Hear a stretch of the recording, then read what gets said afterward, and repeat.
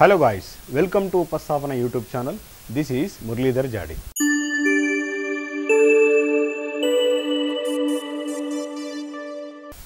యాక్చువల్గా పీజీసీఎల్ గురించి మనం ఆల్రెడీ నోటిఫికేషన్ డీటెయిల్గా ఎక్స్ప్లెయిన్ చేశాం అండ్ సబ్జెక్ట్ వైజ్గా ఎన్ని క్వశ్చన్స్ అపియర్ అవుతున్నాయి వాటి వెయిటేజ్ గురించి కూడా మనం డిస్కస్ చేసినాం.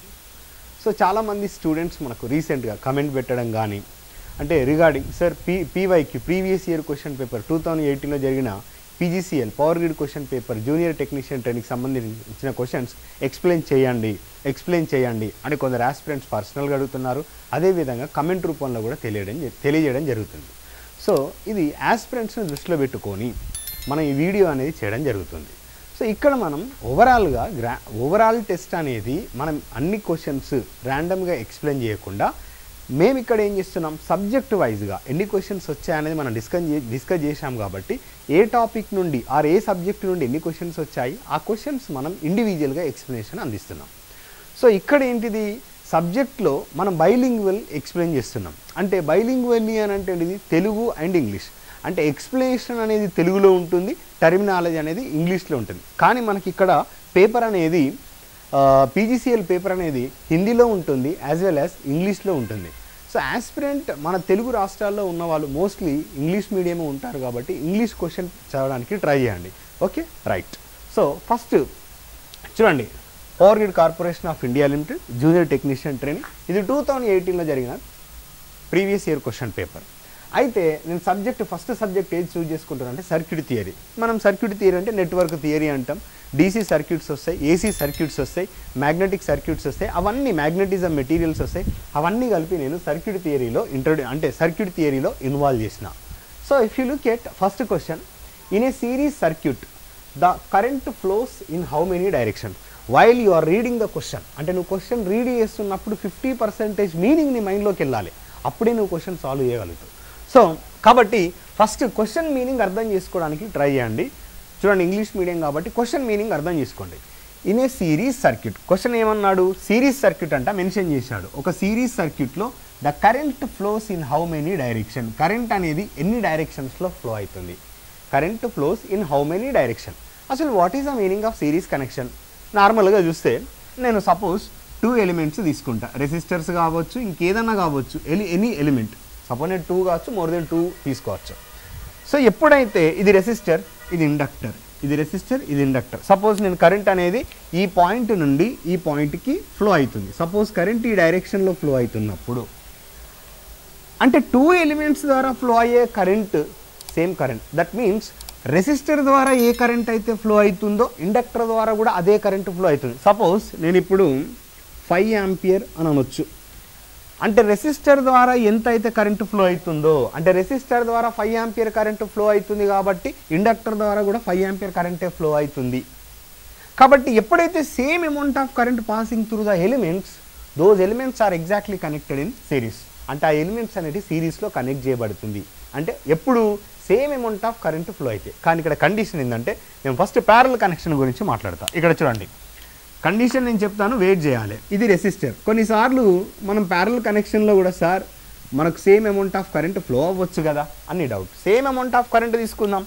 సపోజ్ ఇక్కడ 10 ఆంపియర్ కరెంట్ వస్తుంది, ఇక్కడ కరెంట్ అనేది డివైడ్ అయ్యింది. ఎందుకంటే ప్యారలల్ బ్రాంచెస్, ఇక్కడ ఒక 5 ఆంపియర్, ఇక్కడ ఒక 5 ఆంపియర్ ఫ్లో అవుతుంది. సార్ ఇక్కడ కూడా same amount of current flow అవుతుంది కదా, మరి ఈ రెండు అనేది సిరీస్లో కనెక్ట్ అయినాయా? లేదు. ఇక్కడ పాయింట్ ఏంటంటే, నేను సేమ్ అమౌంట్ ఆఫ్ కరెంట్ అని చెప్పకుండా ఒక కండిషన్ కూడా చెప్తున్నాను. ఎప్పుడైతే same amount of current flow అవుతుందో వితౌట్ డివిజన్ ఆఫ్ కరెంట్, అంటే కరెంట్ డివిజన్ జరగకుండా same amount of current flow అయితే ఏ ఎలిమెంట్స్ ద్వారా అయితే కరెంట్ ఫ్లో అవుతుందో ఆ ఎలిమెంట్స్ అన్ని సిరీస్లో కనెక్ట్ చేయబడింది. ఇక్కడ చూడు, ఇక్కడ ఏమైంది, కరెంటు డివిజన్ జరుగుతుంది, ప్యారలల్ కనెక్ట్ చేయబడింది. సో నీకు 2 ఎలిమెంట్స్ ప్యారలల్ కనెక్ట్ చేస్తే కరెంట్ అనేది divided into 2 parts. 3 elements parallel connect చేయబడితే current is divided into 3 parts, 3 పార్ట్స్గా డివైడ్ అవుతుంది.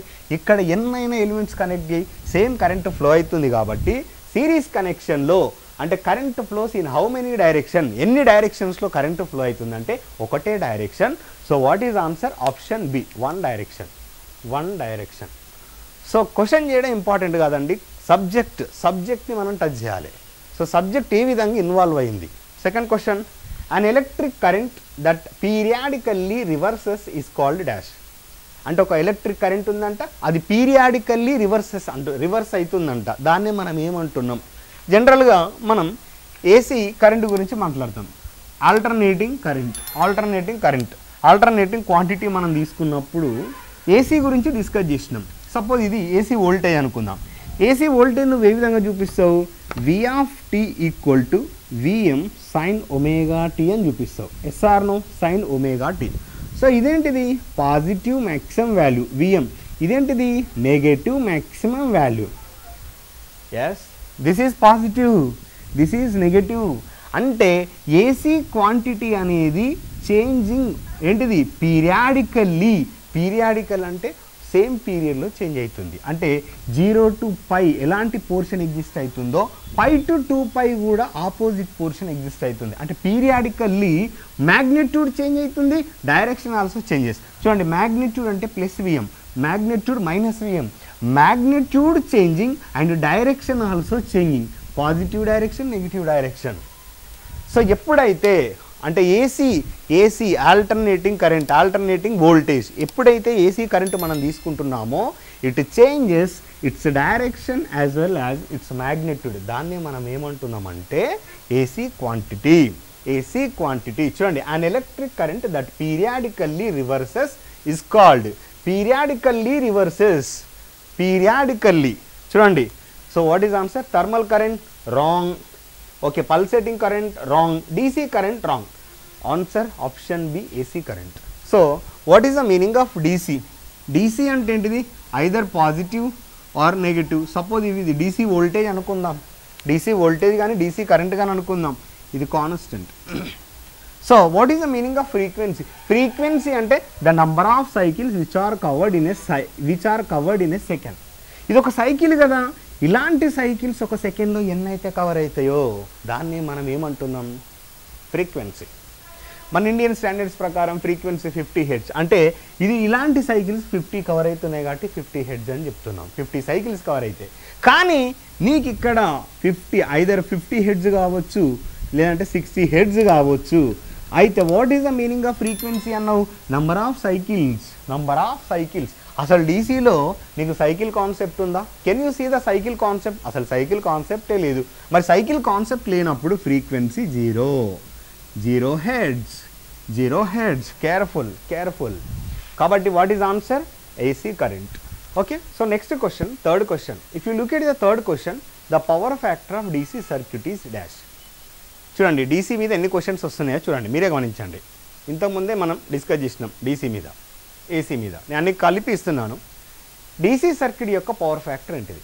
First of all, for pure resistive nature power factor అనేది unity. For pure inductive nature power factor అనేది ZPF lagging. For pure capacitive nature power factor అనేది ZPF leading.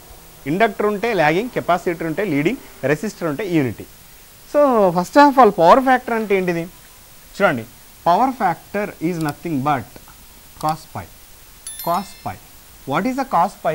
యాక్చువల్గా మనం power equation తీసుకుంటే power equal to V phase I phase cos phi cosine angle between this two quantities.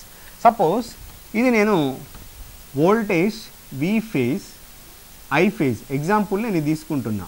Phase voltage phase కరెంట్కి మధ్యలో ఉన్న angle కోణాన్నే మనం పై అంటున్నాం. Line voltage line current కాదండి.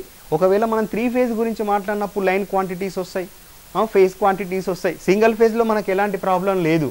So ఎందుకంటే ఫేజ్ అయినా లైన్ అయినా అంతా ఒకటే, సేమ్. ఇక్కడ ఈ పై అనేది angle which is existing between phase voltage and phase current. ఈ కోణం అనేది ఫేజ్ వోల్టేజ్కి ఫేజ్ కరెంట్కి మధ్యలో ఉంటుంది. కేర్ఫుల్గా గమనించండి.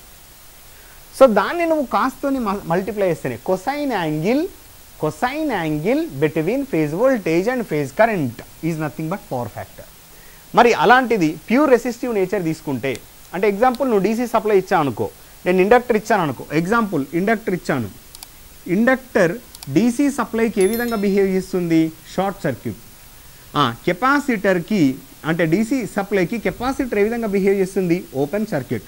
బట్ రెసిస్టర్కి ఎలాంటి చేంజెస్ లేవు. ఏసీకి మనం ఏసీ సప్లైతో ఎగ్జైట్ చేసినప్పుడు రెసిస్టర్లో చేంజెస్ రావచ్చు 1.6 టైమ్స్ ఆఫ్ డీసీ, ఓకే, దాన్ని పక్కన పెట్టండి.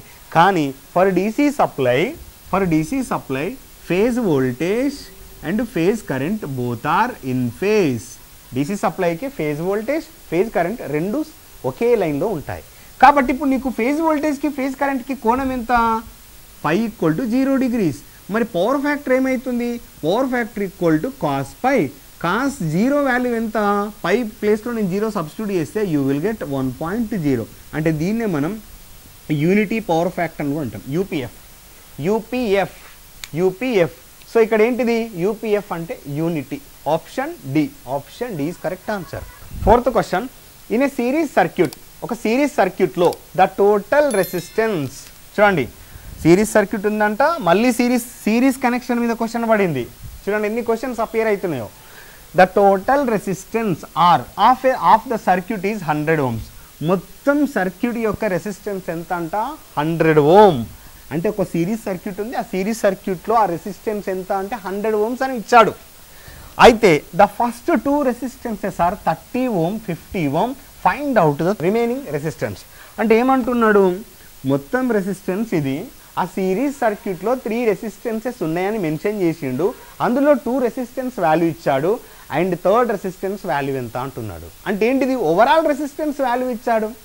సిరీస్ కనెక్షన్లో మనం ఏం చెప్తున్నాం, సిరీస్ సపోజ్ ఇది రెసిస్టర్ 1, రెసిస్టర్ 2, రెసిస్టర్ 3, దీని యొక్క ఆర్ ఈక్వలెంట్ ఏం చెప్తావు, are equivalent equal to R1 + R2 + R3 అని చెప్తావు. ఇది R1, ఇది R2, R3, ఇది ఇచ్చాడు, ఇది ఇచ్చాడు, ఇది ఇచ్చాడు, ఇది కనుక్కోలేవా. సిరీస్ కనెక్షన్లో నువ్వేం చేస్తావు, కూడిక చేస్తున్నావు, సమ్ ఆఫ్ దీస్ రెసిస్టర్స్. కాబట్టి R equal to R1 + R2 + R3, ఇది ఎంత ఇచ్చాడు, 100, ఇది 100 ఇచ్చాడు. సింపుల్గా చెప్పొచ్చు, R1 వాల్యూ ఎంత ఇచ్చాడు, ఒకటి అంట 30 అంట, ఇంకొకటి 50, ఇది 30 ప్లస్ ఇది 50, ఇది R3 విలువ ఎంత, ఇది 100కి సమానం కావాలంటే R3 విలువ ఎంత ఉండాలి, 20 ohm. ఇప్పుడు సింపుల్గా ఇదంతా చూడండి, క్వశ్చన్ అర్థం చేసుకుంటే మీరు ఇంకా సింపుల్గా చేయొచ్చు. ఇదంతా చేయాల్సిన అవసరమా సార్ అని డౌట్. టోటల్ రెసిస్టెన్స్ వాల్యూ 100 ఇచ్చాడు, అయితే ఒక వాల్యూ 30 ohm ఉంది, 50 ohm ఉంది, అండ్ ఇంకో వాల్యూ ఎంత, ఇవన్నీ సిరీస్లో కనెక్ట్ చేయబడినప్పుడు దీని విలువ must be equal to 100 ohm. అయితే ఇది 50 + 30 విల్ బి 80, 80కి ఎంత కలిపితే 100 వస్తుంది, 20 ohm. So what is answer here, option C is correct answer, 20 ohm. చూడండి బేసిక్ క్వశ్చన్స్ అపియర్ అవుతున్నాయి. సో ప్రతి క్వశ్చన్ యాక్చువల్గా PGCL 2018లో అడిగిన క్వశ్చన్స్ అయితే వెరీ బేసిక్ క్వశ్చన్స్. మన JLM మన తెలుగు రాష్ట్రాల్లో, ఆంధ్రప్రదేశ్లో, తెలంగాణలో అడిగే క్వశ్చన్స్ కంటే వెరీ లో అనే చెప్పాలి. కానీ యాస్పిరెంట్స్ ఇదే స్టైల్లో ఇదే లెవెల్లో ప్రిపేర్ అవ్వాలని నేను అస్సలు సజెస్ట్ చేయను. పేపర్ ఈ విధంగా ఎందుకు అనంటే, బియాండ్ దిస్ లెవెల్ నువ్వు ప్రిపేర్ అయితే ఈ విధంగా వచ్చినా నువ్వు ఈజీగా సక్సెస్ అయ్యే ఛాన్సెస్ ఎక్కువ ఉంటాయి. అదేవిధంగా ఒకవేళ బియాండ్ దిస్ లెవెల్ వచ్చినా నువ్వు సక్సెస్ అయ్యే ఛాన్సెస్ ఎక్కువ ఉంటాయి. కాబట్టి ఇలాంటి క్వశ్చన్స్ అన్నీ, ఇలాంటి అంటే బియాండ్ దిస్ లెవెల్ అండ్ ఇలాంటి క్వశ్చన్స్ అన్నీ మన యాప్లో క్లియర్గా model papers and subject explanation అనేది క్లియర్గా పొందుపరచడం జరిగింది.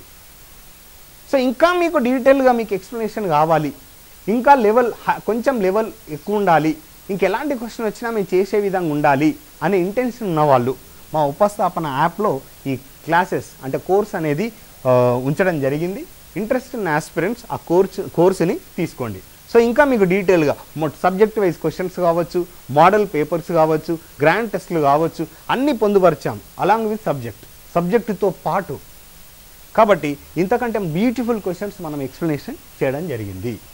Okay, 5th question, the maximum value of A sine wave AC voltage is 10 voltage. What is it's RMS value?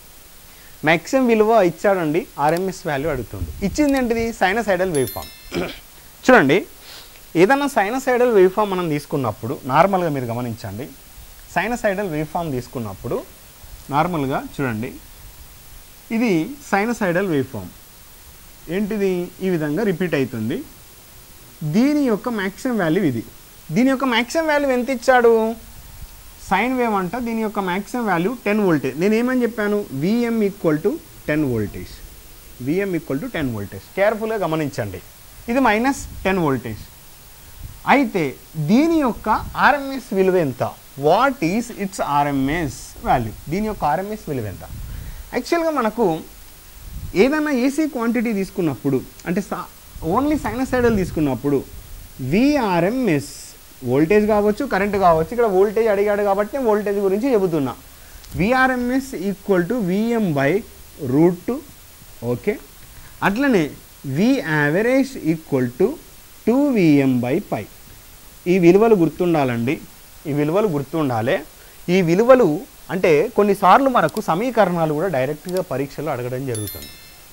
అంటే ఒకవేళ current RMS value of current అంటే ఆర్ఎంఎస్ కరెంట్ ఏంటిది అని అంటే Im/√2.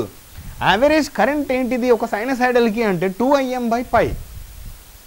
అంటే నేను సింపుల్ చెప్పాలంటే maximum value of that alternating quantity, either it is voltage కావచ్చు లేదంటే కరెంట్ కావచ్చు. సో గుర్తుపెట్టుకోండి, డైరెక్ట్గా సమీకరణాలు అడుగుతాడు. సైనసైడల్కి ఏంటిది అవన్నీ మనం మళ్ళీ చూద్దాం. ఓకే, ఇక్కడ అడిగిన క్వశ్చన్ ఏంటిది, ఆర్ఎంఎస్ విలువ ఎంత. సో విఆర్ఎంఎస్ సూత్రం ఏం చెప్తుంది, సూత్రం VRMS equal to Vm/√2 formula ఇది.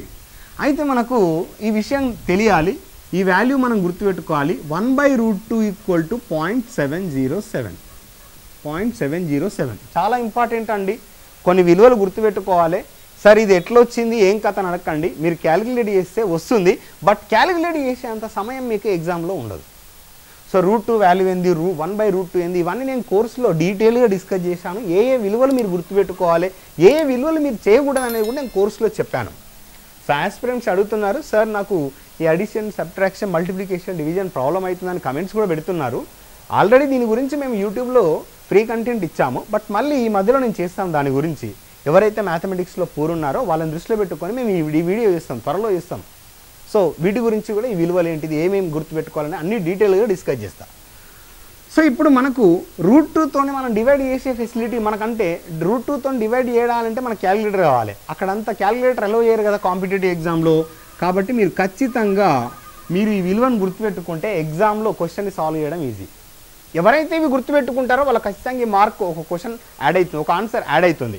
చూడండి, మ్యాక్సిమం వోల్టేజ్ ఎంత ఇచ్చాడు 10√2. ఇప్పుడు చూడండి ఇట్లా రాయొచ్చా, 10 × 1/√2. 1/√2 విలువ ఎంత ఇచ్చాను 0.707. అంటే ఇప్పుడు నాకు ఒక పాయింట్ ఉంది కాబట్టి దీన్ని గుణిస్తే ఏమొస్తుంది 7 ఇటు వస్తుంది. So 7.07 option B correct. 7.070 ఉంది కాబట్టి నో ప్రాబ్లం. ఓకే, 7.070 ఉంది. కానీ కొన్నిసార్లు ఆప్షన్లో ఏముంటుంది అని అంటే 0.707 కూడా ఉంటుంది. అలా మిస్టేక్ చేసే ఛాన్సెస్ ఎక్కువ ఉంటాయి కాబట్టి కేర్ఫుల్గా చూడండి. సో ఈ విధంగా మనం చూడొచ్చు. Next question, 6th question, the form factor of sinusoidal wave form. యాక్చువల్గా ఫార్మ్ ఫ్యాక్టర్ అంటే ఏంటిది, ఫస్ట్ ఆఫ్ ఆల్ మనకు ఫార్మ్ ఫ్యాక్టర్ గురించి తెలియాలి. విలువ గురించి తర్వాత మాట్లాడదామండి. ఇది స్టాండర్డ్ క్వశ్చన్, ఇది చాలా ఎగ్జామ్స్లో వస్తుంది, దీన్ని డైరెక్ట్ గుర్తుపెట్టుకోవాలి. కానీ మీకు ప్రొసీజర్ కూడా తెలియాలి.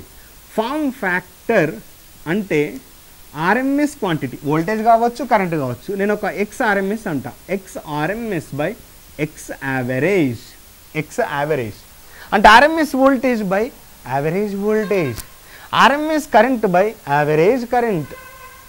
యూనిట్స్ ఉండవు, ఫ్యాక్టర్ కదా, యూనిట్స్ ఉండవు. ఓకే, అట్లనే పీక్ ఫ్యాక్టర్, P అంటే పీక్, F అంటే factor, maximum value by RMS value. అంటే సింపుల్ చెప్పాలంటే maximum voltage by RMS voltage, maximum current by RMS current. అంటే క్వాంటిటీ అనేది ఆ కరెంట్లో తీసుకుంటే current maximum current by RMS current, వోల్టేజ్లో తీసుకుంటే maximum voltage by RMS voltage. ఇప్పుడు మనకు అడిగింది ఏంటిది ఫార్మ్ ఫ్యాక్టర్. సో చూడండి, form factor of a sinusoidal wave form. చూడండి ఇది సైనసైడల్ వేవ్ ఫార్మ్. మరి సైనసైడల్ వేవ్ ఫామ్కి ఆర్ఎంఎస్ వోల్టేజ్ తీసుకుంటే కరెంట్ తీసుకుంటే no problem. RMS value substitute చేస్తా, యావరేజ్ వాల్యూ సబ్స్టిట్యూట్ చేస్తా. ఆర్ఎంఎస్ ఏంది Vm/√2, ఇదొక విలువ. యావరేజ్ ఏంది 2Vm/π. So Vm cancel, Vm cancel. నీకు ఇక్కడ ఏమొస్తుంది, డివైడ్ చేస్తే π/2√2. ఇక్కడ ఇవన్నీ క్యాలిక్యులేషన్స్ మీరు చేస్తుంటే హ్యాపీ, కానీ ఇలాంటి క్యాలిక్యులేషన్ చేయడానికి కష్టమవుతుంది. ఇలాంటి క్యాలిక్యులేషన్ చేయాలంటే చాలా టఫ్. π/√2 వాల్యూ ఎంత అనంటే 2.22. అయితే దీన్ని మనం 2తోని డివైడ్ చేస్తే 1.11 వస్తుంది, 1.11. So what is answer 1.11 option be careful. అయితే ఈ క్వశ్చన్ని మీరు గుర్తుపెట్టుకోవడానికి ట్రై చేయండి. ఈ క్వశ్చన్ ఎందుకంటే చాలాసార్లు రిపీట్ అవుతున్న క్వశ్చన్, చాలా ఎగ్జామ్స్లో రిపీట్ అవుతున్న క్వశ్చన్. ఇక్కడ చూడండి సైనసైడల్ వేవ్ ఫామ్కి అడిగాడు, మెన్షన్ చేశాడు సైనసైడల్. ఒకవేళ ఎగ్జామ్లో ఫుల్ వేవ్ హాఫ్ వేవ్ అడిగితే మాత్రం మీరు చేయాల్సిందే. ఎందుకంటే నేను వీటన్నిటికీ ఒక టేబులర్ కాలం ఇచ్చాను కోర్సులో, క్లియర్గా చూడండి. ఇప్పుడు next question, 7th question. In electric current or in electric circuit the ratio of true power to apparent power is called dash. First of all నీకు ఐడియా ఉండాలి, ట్రూ పవర్ అంటే ఏంటిది, అప్పరెంట్ పవర్ అంటే ఏంటిది తెలియాలి. చూడండి, ఫస్ట్ మీరు option గురించి పక్కన పెట్టండి. మనకు ఎస్ అంటే లక్కీగా ఏంది అని అంటే ఇక్కడ అడిగింది ఓన్లీ రేషియో అడిగాడు. యూనిట్స్ కూడా అడుగుతాడు. ట్రూ పవర్ యొక్క యూనిట్స్ ఏంటిది, అప్పరెంట్ పవర్ యొక్క యూనిట్స్ ఏంటి, రియాక్టివ్ పవర్ యొక్క యూనిట్స్ ఏంటిది. చూడండి, this is P + or - JQ. ఇది యాక్చువల్గా రేషియో అంటే ఏంటిది, నిష్పత్తి. రేషియో అంటే ఏంటిది, నిష్పత్తి. దేనికి మధ్యలో, true power to apparent power అడిగాడా, apparent power to true power అడిగాడా. ఫస్ట్ ఏం మెన్షన్ చేశాడు, ట్రూ పవర్. నెక్స్ట్ ఏం మెన్షన్ చేశాడు, అప్పరెంట్ పవర్. కాబట్టి first true power by next ఏం తీసుకోవాలి, అప్పరెంట్ పవర్. అంతేగాని apparent power to apparent power by true power తీసుకోవడానికి లేదు. సో కేర్ఫుల్గా నిష్పత్తి దేని మధ్యలో అడిగాడు. ఈ విధంగా నువ్వు నిష్పత్తి తీసుకుంటే నీకేమొస్తుంది క్రింది ఆప్షన్లో అని దాని మీనింగ్. చూడు, ఎస్ అంటే టోటల్ పవర్. సో ఎస్ అంటే ఏంటిది, అప్పరెంట్ పవర్ అంటే టోటల్ పవర్. దీన్ని మనం V × I అని తీసుకుంటాం. వోల్ట్ యాంపియర్, యూనిట్స్ కూడా volt amperes. Okay, volt amperes. P అంటే ఏంటిది, VI cos π. దీని యొక్క యూనిట్స్ ఏంటిది, వాట్స్. Q అంటే ఏంటిది, రియాక్టివ్ పవర్. ఇది ట్రూ పవర్, రియల్ పవర్. దీని ఇమాజినరీ పవర్ అంటాం, రియాక్టివ్ పవర్ అంటాం, వాట్లెస్ పవర్ అంటాం. సో VI sin π దీని యొక్క యూనిట్స్ ఏంటిది, వోల్ట్ యాంపియర్ రియాక్టెన్స్. నేను అడిషనల్ ఇన్ఫర్మేషన్ కూడా అందిస్తున్నా. సో ఇది ఎగ్జాంపుల్, ఇదే అడిగిందని ఇదే చదవకండి, దీని యొక్క ప్రమాణాలు ఏంటి అని కూడా చదవండి. రేపు ఈ క్వశ్చన్ రావచ్చు PGCLలో. నువ్వు ఈ వీడియో చూడడం వల్ల నీకు 1 మార్కు రావచ్చు, ఒకటేంటి చాలా మార్కులు కూడా రావచ్చు. కాబట్టి కేర్ఫుల్గా గమనించండి. ఇప్పుడు అడిగిన ప్రశ్న ఏంటిది, నిష్పత్తి దేనికి మధ్యలో అడుగుతుంది, true power to apparent power. True power ఏది ఇక్కడ, P. మరి అప్పరెంట్ పవర్ అంటే ఏంటిది, ఎస్. అంటే పీకి ఎస్కి మధ్యలో నిష్పత్తి ఏంటిది. సమీకరణాన్ని సాధిస్తే ఏమొస్తుంది, P అంటే VI cos π. అప్పరెంట్ పవర్ యాక్చువల్గా దీన్ని మనం క్వశ్చన్ సాల్వ్ చేస్తున్నప్పుడు ఈ విధంగా వస్తుంది. ఇది V × I. VI cancel, final నీకు ఏమొచ్చింది, cos π. అరే యార్, cos π అంటే ఏంటిది, పవర్ ఫ్యాక్టరా కాదా. సో ఆప్షన్లో చూడండి, పవర్ ఫ్యాక్టర్ ఆప్షన్ ఏ. డైరెక్ట్గా ఆప్షన్ ఏ మీకోసం వెయిట్ చేస్తుంది. ఫామ్ ఫ్యాక్టర్ అంటే చెప్పాను, ఫ్రీక్వెన్సీ అంటే మీకు ఆల్రెడీ చెప్పాను, పీక్ ఫ్యాక్టర్ అంటే చెప్పాను, maximum value by RMS value. Form factor అంటే RMS by average. That's it. So option A is correct answer. Next look at the 8th question, the reciprocal of resistance. చాలామందికి టెర్మినాలే అర్థం కాదు. Reciprocal అంటే 1/. అంటే ఏంటిది సార్ రెసిప్రోకల్ ఆఫ్ రెసిస్టెన్స్ అంటే, reciprocal of resistance అంటే 1/. రెసిస్టెన్స్ అంటే ఏంటిది అని అంటుండే. దాని మీనింగ్ ఇగో, 1/. రెసిస్టెన్స్ ఏంటిది అంటే 1/R అంటే ఏంటిది అని అడుగుతుండు. సో చూడండి, మనం ఆల్రెడీ డిస్కస్ చేసాం, resistance conductance is nothing but 1/. Resistance. దీని యొక్క ప్రమాణాలు కూడా మో సింబల్, మో MHO లేదంటే సీమెన్స్ ఎస్తో చూపిస్తాం. ప్రమాణాలు కూడా అడుగుతాడు, కొలతలు కూడా అడుగుతాడు, యూనిట్స్ కూడా అడుగుతాడు. రెసిప్రోకల్ ఆఫ్ రెసిస్టెన్స్ ఏంటిది, ఇంపెడెన్సా, కండక్టెన్సా, ససెప్టెన్సా. Option B is correct. So reactance అంటే నీకు తెలుసు, మరి ఇంపెడెన్స్ అంటే ఏంటిది, ఓకే దాని గురించి నేను మాట్లాడదు. ససెప్టెన్స్ అంటే ఏంటిది, రెసిప్రోకల్ ఆఫ్. ససెప్టెన్స్ అంటే reciprocal of reactance is nothing but susceptance. Okay, మరి దీని యొక్క ఇది రియాక్టెన్స్ యొక్క యూనిట్స్ ఏంటిది, ఓమ్. మరి రెసిప్రోకల్ ఇస్తే నీకేమొస్తుంది, మో. అట్లనే జెడ్ అంటే ఏంటిది, ఇంపెడెన్స్. దీని యొక్క ప్రమాణాలు ఏంటిది, ఓమ్స్. అడ్మిటెన్స్, వై అంటే ఏంటిది, అడ్మిటెన్స్. మరి అడ్మిటెన్స్ అంటే ఏంటిది, రెసిప్రోకల్ ఆఫ్ ఇంపెడెన్స్. మరి దీని యొక్క ప్రమాణాలు ఏంటిది, మో సింబల్ అండ్ సీమెన్స్. చూడండి, అన్నిటికీ నేను ఎక్స్ప్లెనేషన్ ఇస్తాను, అన్ని ఆప్షన్స్కి. Okay right. Next 9th question, the property of a conductor that opposes the flow of current, through it is called dash. Example నేను తీసుకుంటా, ఒకసారి క్వశ్చన్ మీనింగ్ అర్థం చేసుకోవడానికి ట్రై చేద్దాం. ఇది ఒక కండక్టర్ అండి, ఇది ఒక కండక్టర్, దీని ద్వారా విద్యుత్ ప్రవాహం ఫ్లో అవుతుంది. అయితే ఈ విధంగా విద్యుత్ ప్రవాహం ఫ్లో అవుతున్నప్పుడు ఈ విద్యుత్ ప్రవాహాన్ని అపోజ్ చేసే నేచర్ని ఏమంటున్నాం చూడండి. ద ప్రాపర్టీ, ఆ గుణాన్ని ఏమంటున్నాం, the property of conductor that opposes the flow of current. అంటే విద్యుత్ ప్రవాహాన్ని అపోజ్ చేసే నేచర్ని ఏమంటున్నావు, ఇగో అదే రెసిస్టెన్స్. అంటే ఏంటి, సింపుల్గా చెప్పాలంటే ఎవ్రీ మెటీరియల్, ఏ కండక్టర్ తీసుకున్నా, ఈవెన్ గుడ్ కండక్టర్ తీసుకున్నా దానికి రెసిస్టెన్స్ ఉంటుంది, విద్యుత్ ప్రవాహాన్ని వ్యతిరేకిస్తుంది. ఆ ప్రాపర్టీనే మనం ఏమంటున్నామంటే రెసిస్టెన్స్. సో విద్యుత్ ప్రవాహాన్ని వ్యతిరేకించే స్వభావాన్ని మనం ఏమంటున్నాం, రెసిస్టెన్స్. సో సింపుల్ ఆప్షన్ కరెంటా, కండక్టెన్సా, వోల్టేజా, రెసిస్టెన్సా. చూడండి ఆప్షన్ డిలో ఇచ్చాడు, కేర్ఫుల్గా గమనించండి, ఎక్కడో ఆప్షన్ డి.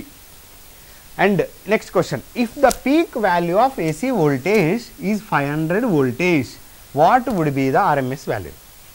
చూడండి ఏసీ వోల్టేజ్ అన్నాడు, కానీ ఇక్కడ ఏది ఏసీ క్వాంటిటీ అని నీకు తెలియదు, సైనసైడలా లేకుంటే ట్రయాంగులరా ఇంకేంది అని నీకు తెలియదు, ఇక్కడ రెక్టాంగులర్ వేవ్ ఫామా అని నీకు తెలియదు. కానీ ఏసీ వోల్టేజ్ అని మెన్షన్ చేసినప్పుడు నువ్వు ఏం తీసుకోవాలి అని అంటే ప్యూర్ సైనసైడల్ తీసుకోవాలి.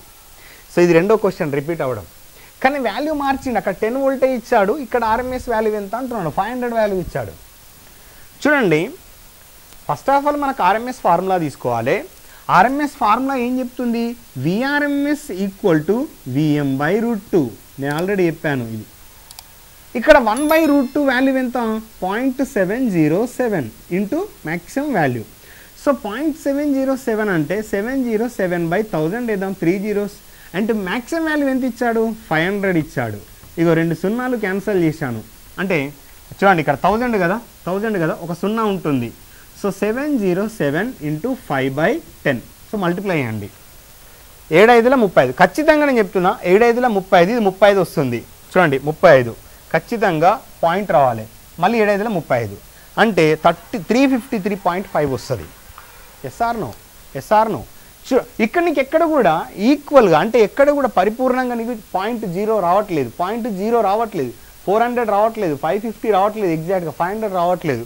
ఓకే మల్టిప్లై చేస్తాను, 7 5ల 35. ఓకే 7 5ల 35, కానీ మనకు బై 10 ఉంది కదా, సో అప్పుడు ఏమవుతుంది 353.5 వోల్టేజ్. సో అందుకోసం నేనేం చెప్తున్నా, కొన్ని విలువలు మీరు గుర్తుపెట్టుకోగలిగితే ఇలాంటి క్వశ్చన్ సాల్వ్ చేయడం చాలా ఈజీ. సార్ నేను ఇప్పుడు పాయింట్ ఉంచి నేను మల్టిప్లై చేయాలంటే it takes lot of time. అందుకోసం ఈ విధంగా 707/1000 అని తీసుకోండి. పాయింట్ తర్వాత ఎన్ని అంకెలు ఉన్నాయో అంటే ఎన్ని అంకెలు ఉన్నాయో దాన్ని మనం అన్ని జీరోస్గా రాయడం జరుగుతుంది కింద. ఆ విధంగా తీసుకొని మీరు మల్టిప్లై చేస్తే మీకు ఈజీగా వస్తుంది. Right, option D is correct answer. 11th question, look at the 11th question. Which of the below is correct as per Ohm's law. Ohm's law ప్రకారం ఈ క్రింద ఇచ్చిన వాటిలో ఏ సమీకరణం సరైనది అని అడుగుతున్నాడు. సో చూడండి, కొత్త వాళ్ళు ఎవరైనా ఉంటే యాక్చువల్గా ఓమ్స్ లా ఏం చెప్తుంది, ఇది కండక్టర్ అనుకోండి, ఈ కండక్టర్ వద్ద ఒక పొటెన్షియల్ డిఫరెన్స్ కానీ ఒక వోల్టేజ్ కానీ అప్లై చేసినప్పుడు ఇమీడియట్గా దీని ద్వారా విద్యుత్ ప్రవాహం జరుగుతుంది. ఆ విద్యుత్ ప్రవాహం current is directly proportional to applied voltage or potential difference across this conductor. So ఇక్కడ నుంచి మనకేమొస్తుంది, V is directly proportional to I, so V equal to IR, that's it. So మనం ఏం చెప్పొచ్చు, ఆప్షన్ ఏది, V equal to R minus IR, V equal to I minus IR, V equal to I plus R, V equal to IR. Option D is correct answer. Option D is correct answer. Careful, very easy question. V equal to IR, R అంటే resistance. Which option represents the correct properties of good insulator. So good ఇన్సులేటర్కు ఉండాల్సిన correct properties ఏంటి, సరైన properties ఏంది అంటాడు. ఒక insulator ఉందండి, insulator యొక్క పర్పస్ ఏంది, ఇన్సులేటర్ అది ఎక్కువ రెసిస్ట్ చేసుకునే కెపాసిటీ ఉండాలి, ఎక్కువ విద్యుత్ ప్రవాహాన్ని అపోజ్ చేయాలి, వ్యతిరేకించే స్వభావం కలిగి ఉండాలి. సో ఇక్కడ ఆప్షన్స్ అన్నీ ఇచ్చాడు. హై డైఎలక్ట్రిక్ స్ట్రెంత్ ఉండాలి, హై రెసిస్టెన్స్ ఉండాలి. యాక్చువల్గా ఎంత రెసిస్టెన్స్ ఎక్కువ ఉంటే అంత మంచిది, అంత విద్యుత్ ప్రవాహాన్ని వ్యతిరేకిస్తుంది.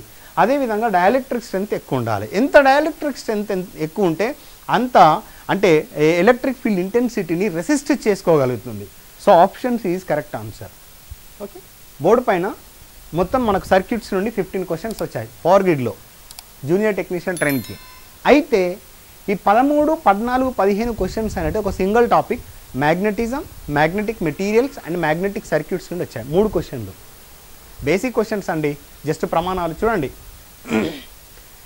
13th క్వశ్చన్, iron, nickel and cobalt are dash metals. డైరెక్ట్ చెప్పొచ్చు, ఫెర్రో మ్యాగ్నెటిక్ మెటీరియల్. సో ఇంకా ఏ విధంగా అడుగుతాడు, which of the following are the perfect examples for ferro magnetic material. అంటే ఫెర్రో మ్యాగ్నెటిక్ మెటీరియల్స్కి సరైన ఉదాహరణలు ఏవి క్రింది వాటి ఆప్షన్లో అని అంటాడు. సో మీరు మెటీరియల్స్ ఎగ్జాంపుల్స్ గుర్తుపెట్టుకోవాలి, నేమ్స్ గుర్తుపెట్టుకోవాలి. ఓకేనా? సో డయాకి ఎగ్జాంపుల్స్ ఏమున్నాయి, పారాకి ఏమున్నాయి అవి గుర్తుపెట్టుకోండి, నేను అవన్నీ ఎక్స్ప్లెయిన్ చేశాను. Next 14th question, the magnetic potential in a magnetic circuit can be measured in terms of dash. ఇది చాలా ఇంపార్టెంట్ క్వశ్చన్ అండి, చాలా ఇంపార్టెంట్, ఆలోచింపదగిన క్వశ్చన్. ఇది మనం ఎగ్జామ్ హాల్లో ఉన్నప్పుడు చాలా టెన్షన్ అవుతాం. ఐటీఐ లెవెల్కి ఇది మంచి క్వశ్చన్, బ్యూటిఫుల్ క్వశ్చన్ అని నేను చెప్పగలుగుతా. చూడండి, ద మ్యాగ్నెటిక్ పొటెన్షియల్ అంటే actually you are in magnetic circuits. అయితే మ్యాగ్నెటిక్ పొటెన్షియల్ అంటే ఏంటిది? ఇప్పుడు నేను ఇన్స్టెడ్ ఆఫ్ మ్యాగ్నెటిక్ తీసుకుంటే ఎలక్ట్రిక్ పొటెన్షియల్ అంటే ఏంటిది, వోల్టేజా కాదా? అరే యార్, పొటెన్షియల్ డిఫరెన్స్ అన్నా వోల్టేజ్ అన్నా సేమ్. అదే నేను ఎలక్ట్రిక్ సర్క్యూట్లో ఉంటే ఎలక్ట్రిక్ పొటెన్షియల్ అంటే ఏంటిది, వోల్టేజ్, అంతే కదా? అదేవిధంగా మ్యాగ్నెటిక్ పొటెన్షియల్ అంటే ఏంటిది అనేది మనం ఇప్పుడు చూద్దాం. In a magnetic circuit can be measured in terms of dash. First of all నీకు అర్థం కావాలి మ్యాగ్నెటిక్ పొటెన్షియల్ అంటే ఏంటిది. చూడండి, మనకి ఎలక్ట్రిక్ సర్క్యూట్లో ఎలక్ట్రిక్ పొటెన్షియల్ అంటే వోల్టేజ్, దీన్నే మనం ఏమంటున్నాం, ఈఎంఎఫ్. అంటే ఈఎంఎఫ్ వల్ల విద్యుత్ ప్రవాహం స్టార్ట్ అవుతుంది. అంటే because of EMF current starts to flow. అంటే ఈఎంఎఫ్ అనేది కాజ్. అట్లనే మ్యాగ్నెటిక్ సర్క్యూట్లో కాజ్ ఎవరు అని అంటే ఎంఎంఎఫ్. మరి ఎంఎంఎఫ్ అందివ్వడం వల్ల నీకు వచ్చేది ఏంటిది, రెస్పాన్స్ ఏంటిది, ఎఫెక్ట్ ఏంటిది అంటే ఫ్లక్స్. సో చూడండి, magnetic potential in a magnetic circuit can be measured in terms of dash. ప్రమాణాలు అడిగాడు అంటే ఏంటిది, magnetic motive force. Okay, MMF, option D simple. Next, magnetic flux is measured in dash. అంటే ఫ్లక్స్ని ఎందులో కొలుస్తారు అంటున్నాడు. చూడండి, ఫ్లక్స్ని మనం వెబర్లో కొలుస్తాం. ఫ్లక్స్ని పైతో చూపిస్తాం. ఇది వెబర్లో షార్ట్ నేమ్ ఏంటిది, డబ్ల్యూబి. అండ్ ఫ్లక్స్ డెన్సిటీ అంటే B. Flux per unit area అంటే ఫ్లక్స్ బై ఏరియా. అంటే ఫ్లక్స్ యొక్క యూనిట్స్ ఏంటిది, వెబర్. ఈ ఏరియా యొక్క యూనిట్స్ ఏంటిది, మీటర్ స్క్వేర్. దీన్నే మనం టెస్లా షార్ట్ నేమ్తో చూపిస్తాం. ఫ్లక్స్ యొక్క యూనిట్స్ వెబర్, ఫ్లక్స్ డెన్సిటీ యొక్క units weber per metre square లేదా tesla. Both are same. Exam లేదా అడుగుతుందో తెలీదు. సో ఆప్షన్ ఏంటిది, ఇక్కడ ఫ్లక్స్ గురించే మాట్లాడాడు కాబట్టి option B is correct. So ఈ విధంగా ప్రతి ఒక్క క్వశ్చన్ గురించి మనం డిస్కస్ చేస్తున్నాం. ఇవి బేసిక్ క్వశ్చన్స్. ఇంతకంటే beautiful questions and tough questions, high level questions, beyond this level questions మన ఉపస్థాపన యాప్లో ఇవ్వడం జరుగుతుంది. మోడల్ క్వశ్చన్ పేపర్స్ ఉన్నాయి, సబ్జెక్ట్ వైజ్గా ఉన్నాయి, గ్రాండ్ టెస్ట్ ఉన్నాయి అండ్ సబ్జెక్ట్ ఎక్స్ప్లెనేషన్ ఉంది. అదేవిధంగా సినాప్సిస్ కూడా ప్రొవైడ్ చేశాము. సో చాలామంది ఆస్పిరెంట్స్ సినాప్సిస్ సెల్ఫ్గా ప్రాక్టీస్ చేయకుండా ఆ సినాప్సిస్ రాసుకుంటే వాళ్ళు క్లియర్గా వాళ్ళకి ఇంకా టైం సేవ్ అవుతుంది. ఇంకో విషయం, చాలామంది ఆస్పిరెంట్స్, సార్ వేకెన్సీస్ తక్కువ ఉన్నాయి, మన రీజియన్కి వచ్చి సో అండ్ సో వేకెన్సీసే ఉన్నాయి, మా 20 వేకెన్సీస్ ఉన్నాయి, మనం అంటే గెట్ ఆన్ అవుతామా లేదా? చూడండి, ఎక్కడో వేరే స్టేట్లో ఉన్న వాళ్ళు వచ్చి ఇక్కడ మీకు కాంపిటీషన్ ఇస్తున్నట్టే కదా. ఒకవేళ వాళ్ళ ప్రిపరేషన్ బాగుందనుకోండి, ఖచ్చితంగా వాళ్ళకి ఈ రీజియన్లో జాబ్ వస్తాయి కదా. కాబట్టి మన రీజియన్లో మనం ఎందుకు జాబ్ కొట్టకూడదు? ఎక్కడో వేరే స్టేట్ వాళ్ళు వచ్చి మన రీజియన్లో అప్లై చేసుకొని మన రీజియన్లో వాళ్ళు సెలెక్షన్ అవుతున్నారు అని అంటే మన తెలుగు రాష్ట్రాల్లో తెలుగు ప్రజల మధ్యలో మనం ఎందుకు జాబ్ చేయకూడదు? మన సెలెక్షన్ ఎందుకు మనం క్లియర్ చేసుకోకూడదు? 2 జాబ్స్ ఉన్నాయి, 3 జాబ్స్ ఉన్నాయి, 4 జాబ్స్ ఉన్నాయి అని చూడకండి. నేను దీన్ని ఆల్రెడీ చెప్పాను, దీన్ని సీరియస్గా తీసుకోండి. ఒకవేళ సెలెక్షన్ అయిపోయింది అనుకోండి, central government job, super job, electricity department చాలా బాగుంటుంది. ఒకవేళ సెలెక్షన్ ఫెయిల్ అయ్యింది అనుకోండి, సెలెక్షన్ అవ్వడానికే ట్రై చేయండి, సెలెక్షన్ అవ్వడానికే మీరు ప్రిపేర్ అవ్వండి. ఒకవేళ సెలెక్షన్ ఏమన్నా అటు ఇటు అయ్యింది అనుకోండి, నెక్స్ట్ మన స్టేట్ ఎగ్జామ్స్లో వెళ్ళిపోవాలి. లేదంటే ఇంకా ఏదైనా సెంట్రల్ గవర్నమెంట్ జాబ్ వస్తే దానికి మనం ఫోకస్ చేయాలి. కాబట్టి ఇలాంటి ఆపర్చునిటీని యూజ్ చేసుకోండి. ఓకే, ఇంట్రెస్ట్ ఉన్న ఆస్పిరెంట్స్ కోర్సు గురించి కానీ ఇంకా ఏదైనా ఎంసీక్యూస్ కావచ్చు, ఇంకేదైనా డీటెయిల్స్ కావచ్చు, మీకు ఇంకేమైనా డౌట్స్ ఉంటే కూడా కింద స్క్రోల్ అవుతున్న నంబర్స్కి కాల్ చేయండి, మా మేనేజ్మెంట్ మీకు రెస్పాండ్ అవుతుంది. అండ్ ఛానల్ని సబ్స్క్రైబ్ చేయండి, ఇన్ఫర్మేషన్ మీ ఫ్రెండ్స్ కూడా షేర్ చేయండి వీడియోని, ఎందుకంటే ఎవరైనా ఐటీ ఆస్పిరెంట్ ఉంటే వాళ్ళకు కూడా రీచ్ అవుతుంది యూస్ఫుల్ ఇన్ఫర్మేషన్ కాబట్టి. Thank you, all the best.